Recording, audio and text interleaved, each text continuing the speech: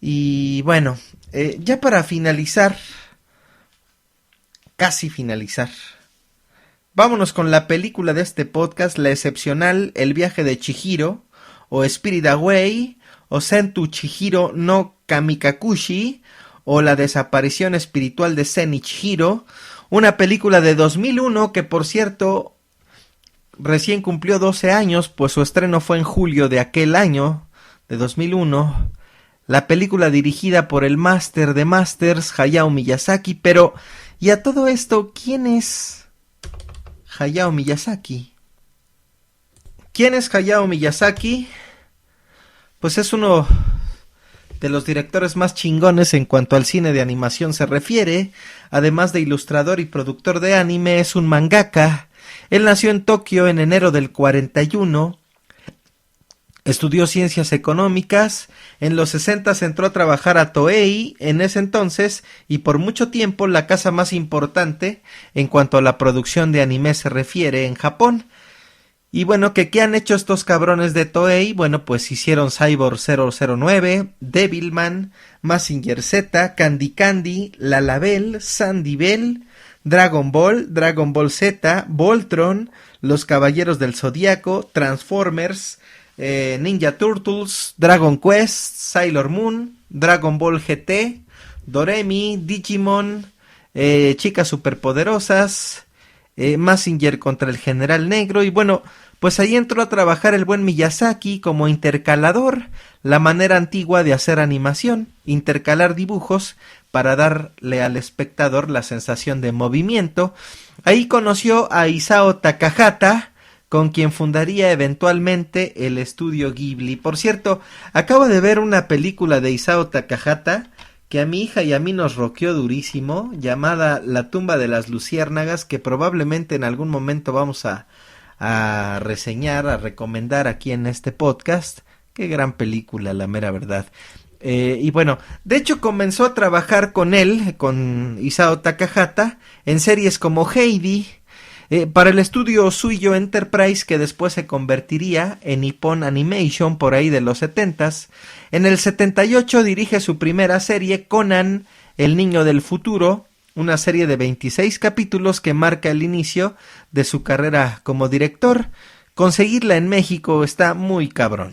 En el 79 hace su primera película, la única que no salió bajo la tutela de Estudio Ghibli, El castillo de Cagliostro. Anduvo por ahí haciendo mangas, hasta que basado en uno de ellos creó la primera película del estudio Ghibli, Náusica del 84, que también ya vimos mi hija y yo, y nos gustó mucho, película que amenazaba estar en lugar de Chihiro en este podcast, El castillo en el cielo del 86, Mi vecino Totoro del 88, Nikki la aprendiz de bruja del 89, Porco Rosso del 92, La princesa Mononoke del 97, El viaje de Chihiro del 2001, cinta que hoy nos ocupa, El castillo del vagabundo de 2004, Ponyo de 2008 y Caseta Chino, que se acaba de estrenar en Japón. Esto además de diversas participaciones como escritor, productor, editor, actor. Salió en 2 cortos en el 2012. Hayao Miyazaki, de 72 años, odia el título del Walt Disney japonés que le han conferido algunos clichepediescos medios. Basa sus personajes normalmente en personas que él conoce, como el caso de Chihiro basado en la hija de uno de sus amigos. Es fan de todo lo que tiene que ver con Inglaterra. Es fan del Bugs Bunny de Chuck Jones. Solo permite como máximo el 10% de sus que el 10% de sus películas sean generadas por computadora. John Lasseter, el director afamado de Pixar, es uno de los privilegiados en llamarlo amigo. Es padre de Goro Miyazaki, un Nobel director de anime, y han tenido por ahí una relación complicada. Es fan de Lauren Bacall, la actriz clásica estadounidense, misma que le da vida a la Witch of Waste en El castillo del vagabundo. Y como nota, Batman, el mismísimo Christian Bale, dio la voz a Howl en esa misma película en el doblaje en inglés. Y bueno, El viaje de Chihiro ganó mejor película animada y Hayao Miyazaki no asistió a recoger el premio, pues aseguró que no asistió al evento por una sencilla razón: me parecía deshonesto visitar un país que actualmente está bombardeando Irak. Así se las gasta el buen Miyazaki. En entrevista con el New Yorker dijo que la mayor parte de la cultura moderna es superficial y falsa, pende de un hilo y no es algo que se haya de tomar en broma. Expreso mi interés hacia una época venidera apocalíptica en la que verdes hierbas silvestres tomarán el relevo. El periodo Showa fue triste porque la naturaleza, las montañas, los ríos, todo ello estaba siendo destruido en nombre del progreso económico. Sin embargo, no aprendemos nada de lo acontecido en el pasado. No obstante, los adultos, piensen lo que puedan pensar y crean lo que crean, no deberían imponer su visión del mundo a los niños. En relación a sus ideales marxistas, Miyazaki dice: soy crítico con el capitalismo, la globalización y sus impactos en la vida moderna. Sin embargo, ya no creo en las cosas de cuando era joven. No creo ya en pensar en la vida y la sociedad como clasificables por clases, puesto que en realidad todos somos trabajadores, incluyéndome a mí. Sobre los niños piensa que las almas de los niños son los herederos de la memoria histórica de las generaciones anteriores. He creado una heroína, Chihiro, que es una chica corriente, alguien con quien el público podría simpatizar. No es una historia en la que los personajes crecen, sino una historia en la que pueden sacar lo que llevan dentro, debido a las circunstancias particulares. Quiero que mis jóvenes amigos vivan así y creo que ellos, al igual que yo, tienen ese deseo. Sobre la creación del argumento base del viaje de Chihiro dice: siempre estoy entre risas y lágrimas ante el magnífico espectáculo de sus películas animadas, la belleza de sus imágenes, su sentido de lo natural, su simplicidad no deja de conmoverme. Me alegro al pensar que realizadores como usted han sabido lograr su independencia frente a los grandes estudios japoneses que no han sabido evolucionar y han perdido el verdadero sentido del cine. Eso se lo dijo Akira Kurosawa, un cineasta japonés. Él ha sido una gran influencia en mi carrera y la de la mayoría de directores de animación en todo el mundo. Esto lo dijo John Lasseter, animador y director creativo de Pixar Studios, y su amigo. De hecho, en diciembre del año pasado salió un libro llamado El mundo invisible de Hayao Miyazaki, escrito por la experta española en anime Laura Montero, y bueno, les comparto una entrevista con ella a propósito de la publicación del libro sobre este máster japonés. La entrevista es de Abel Amuchastegui y apareció en el número 50 de la revista Aux Magazine. Y dice así: me ha sorprendido el leer que el cine de animación japonés no tiene tan buena salud como solemos creer normalmente. ¿Cuáles son realmente las características más importantes de ese mercado? En comparación con el mercado español, el cine de animación en Japón sí goza de una gran salud. Lo que pasa es que muchas producciones de grandes directores como Otomo u Oshii no baten récords de taquilla como sí lo hace Miyazaki. Otra historia son las películas que surgen de series de éxito y que casi siempre se cuelan entre las 50 películas más vistas de cada año. Hemos de tener en cuenta que el mercado de anime es muy grande y que las tres ramas de las que se nutre y retroalimenta son el manga, la televisión y el cine. Si ya hay confusión entre manga y anime en lo que al gran público se refiere, de géneros ni hablamos, ¿no? Efectivamente, si no hablas con alguien que haya leído algo sobre el tema, mencionar conceptos como shouju, shounen, seinen no llevan a ninguna parte. De hecho, hace unos años, cuando se estrenó Hisaku en Madrid, el productor dijo que la película de un shounen y que se trataba de un género destinado a toda la familia. Yo no salía de mi asombro porque se suponía que se habían documentado para hacer la producción y no tenía ni idea de lo que estaban hablando. Lo que sí es claro es que los que consumimos manga y anime conocemos por lo menos las grandes categorías de los géneros. ¿Qué diferencia para ti la animación japonesa de la del resto del mundo? Pues en realidad muchas cosas, cuantitativamente que hacen muchísimas producciones y que ese abanico ofrece historias para casi todas las edades.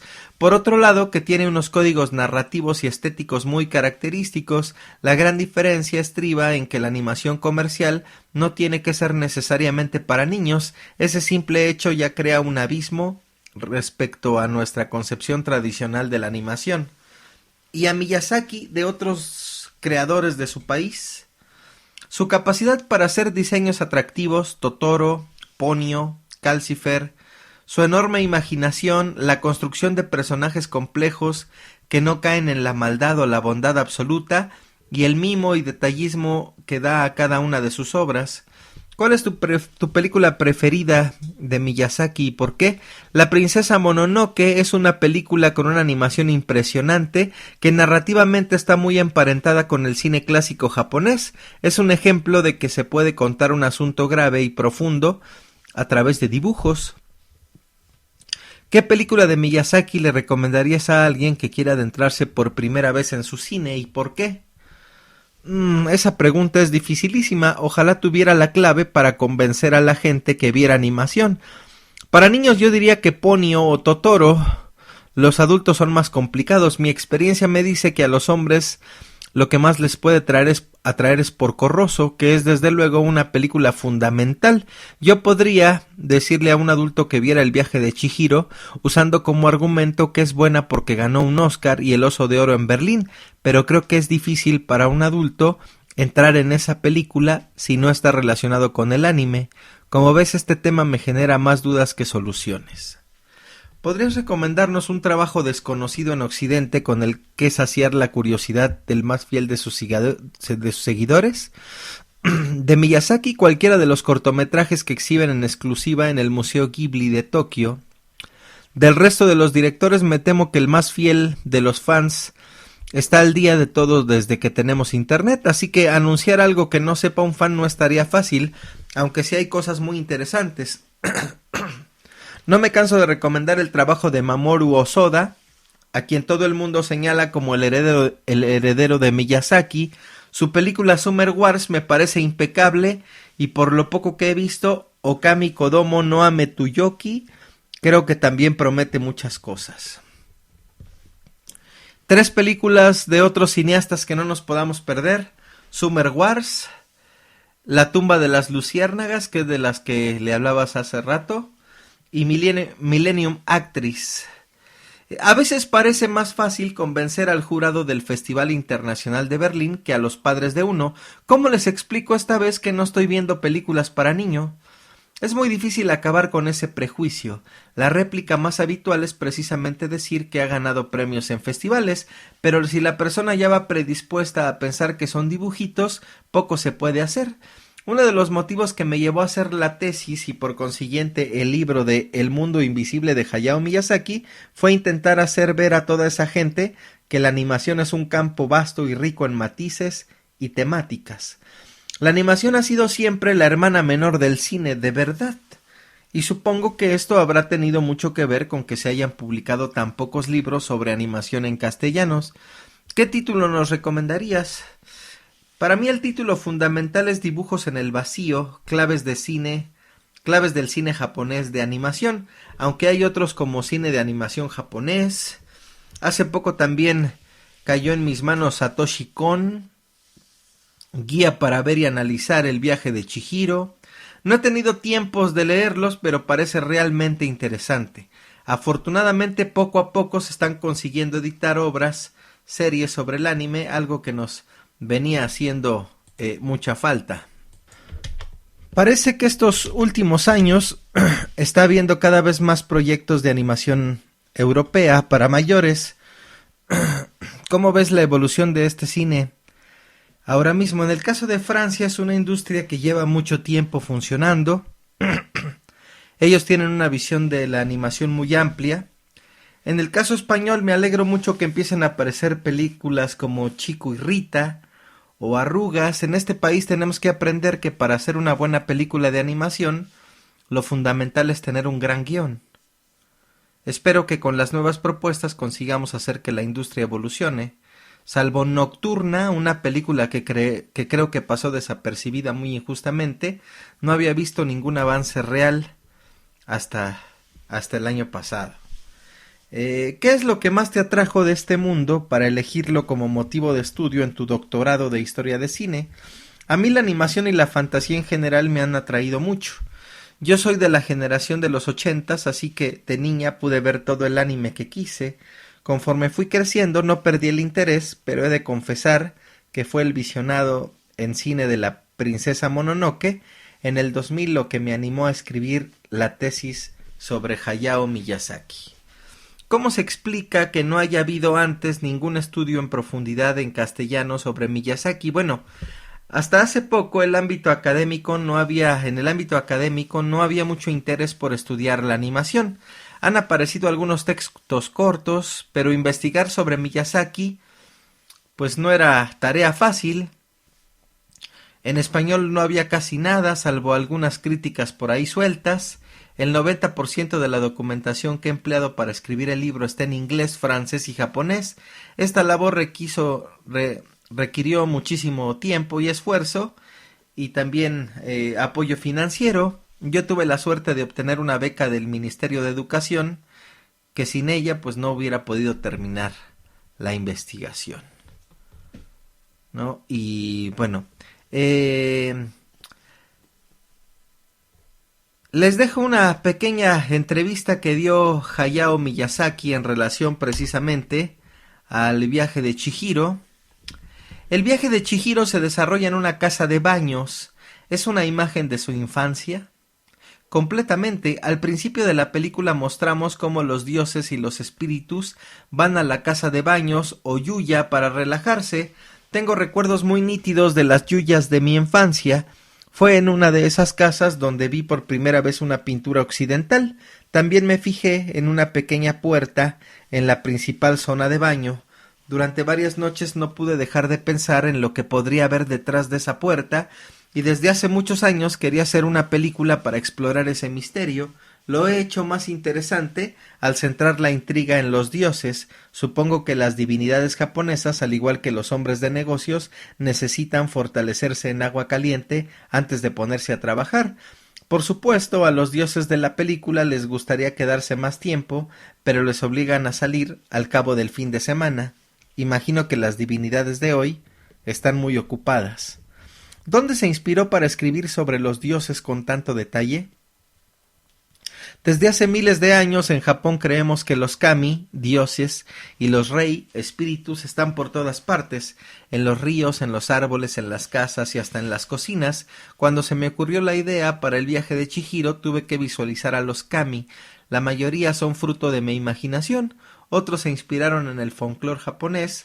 Por ejemplo, la máscara de papel usada en las ceremonias del templo Kasuga Taisha inspiró por ahí a una divinidad. El personaje sin cara en el viaje de Chihiro tiene un papel muy específico. Sí, me gustaba la idea de un dios errante que no tiene casa. No figura en el folclore japonés. De hecho, Sin Cara representa al Japón contemporáneo porque mucha gente cree que el dinero le hará feliz. Pero cuando Sin Cara le da el oro a los personajes de la película, ¿realmente les hace felices? La reacción pública a este personaje me intrigaba. Algunos opinan que Sin Cara es una madre, otros que es un padre. Recibí una carta de un niño que me explicaba que estaba muy triste porque Sin Cara no tenía dónde ir. Me contó que lloró de alivio cuando Chihiro le permitió acompañarla en el tren. El personaje Okusare-sama, Kusare significa podrido en japonés, es una alegoría de los ríos contaminados que necesitan limpiarse. No me corresponde a mí educar a la gente en la ecología, sin embargo, sí que proyecto mi experiencia personal en mis películas. Es verdad que ayudo a limpiar el río que pasa cerca de mi casa, prefiero los árboles al hormigón, pero nada más. No tenía intención de ser didáctico. El viaje de Chihiro es uno de los mayores éxitos del cine japonés. ¿Se siente orgulloso? No sé si orgulloso es la palabra exacta. Con cualquier película, sea un éxito o un fracaso, Asimilo el resultado y los comentarios, los cuales me ayudan a evolucionar. Por otra parte, siempre estoy encantado cuando descubro que una película ha recaudado más de lo que costó producirla, porque significa que podemos hacer otra con menos presión financiera. Así las cosas. El viaje de Chihiro. La película ha recibido más de 14 premios internacionales, entre ellos el Oscar, en la categoría de Mejor Película de Animación, siendo la segunda película que recibe dicha condecoración. La categoría se inició en 2001. Es también la primera y única película de anime que ha ganado un premio de la Academia hasta la actualidad, así como la primera y única animación de habla no inglesa en ganar, y la única de todas las que han recibido este premio que usa una técnica de animación tradicional. La película también ganó el Oso de Oro en 2002 en el Festival de Cine de Berlín. Además, El viaje de Chihiro superó a Titanic y a La princesa Mononoke en la taquilla japonesa, convirtiéndose en la película con más recaudación en la historia del cine japonés. La película fue distribuida en América por Disney. El soundtrack, la canción Always With Me, Siempre Conmigo, interpretada por Yumi Kimura. Ella también trabajó con Miyazaki en El castillo del vagabundo. Las letras fueron escritas por el amigo de Kimura, Wakaku Kaku.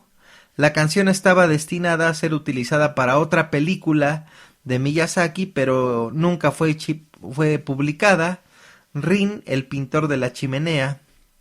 Los otros 20 temas de la banda sonora original fueron compuestos por Yoi Hisaishi.